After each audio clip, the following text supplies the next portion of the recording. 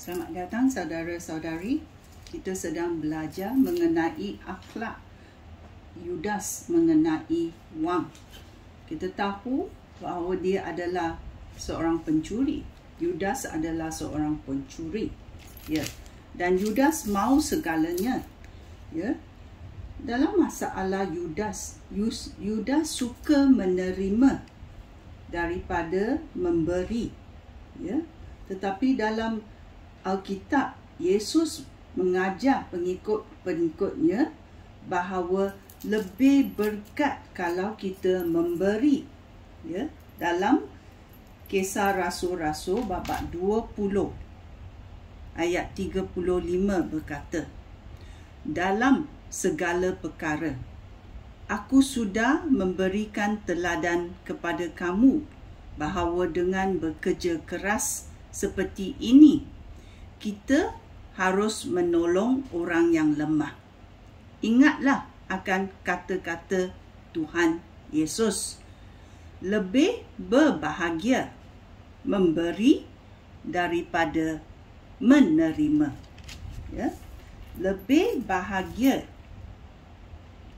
memberi daripada menerima. Ya. Petrus faham akan perkara ini, tetapi Yudas tidak mahu faham kerana dia ingat menerima adalah lebih baik dan boleh memperolehi kegembiraan. Ya. Oleh itu kita tahu orang-orang pengikut Yesus ada dua corak. Satu adalah seperti corak Petrus, ya, menyerah segalanya dan menyayangi Yesus, memberi Yesus segalanya, ya, dan memberi orang yang memerlukannya.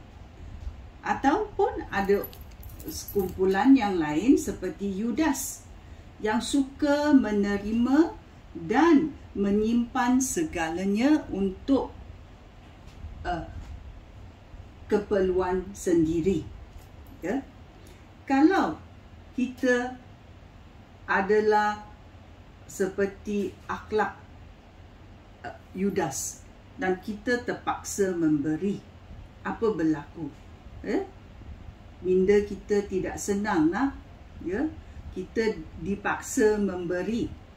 Ya. Dan ia mengingatkan kita bahawa kalau kita memberi dengan tidak suka hati, berkat tidak akan datang. Ya. So kita tahu Tuhan menguji kita dalam memberi dan menerima. Adakah kita sudi memberi? Ya.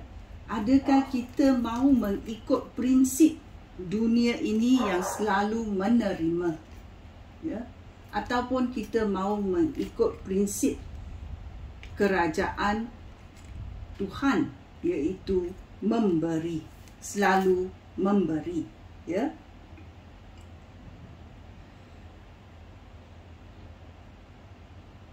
Ini berkata, ya, Yesus berkata kepada pengikutnya dalam Lukas bab 6 ayat 38.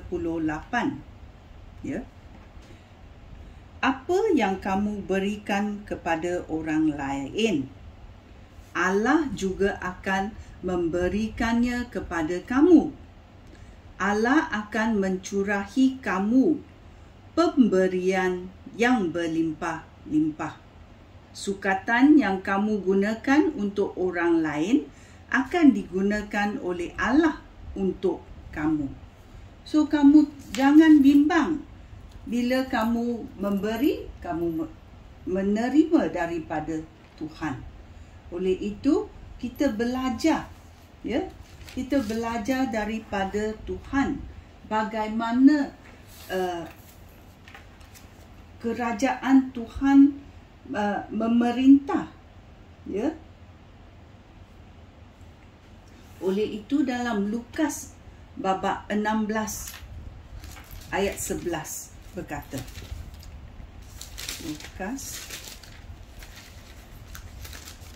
16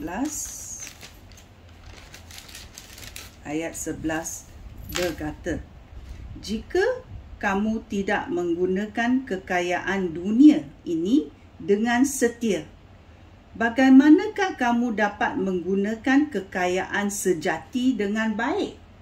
Ya, oleh itu percubaan berlaku kerana Tuhan mahu melihat hati kita. Ya, adakah kita boleh menjadi tidak tamak bila kita melihat duit?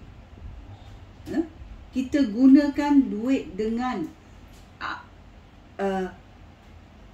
bukan dengan tamak, bukan dengan keperluan sendiri, tetapi melihat dan mengimbangkan, adakah saya memberi duit ini dengan betul. Kita mesti ada minda yang betul untuk memberi juga. So kita tahu selalunya bila kita menyentuh wang, ini adalah satu percubaan. Adakah kita menjadi tamak? So bila kita datang mendapat duit, bagaimana reaksi kita terhadap wang? Sekian, terima kasih. Shalom.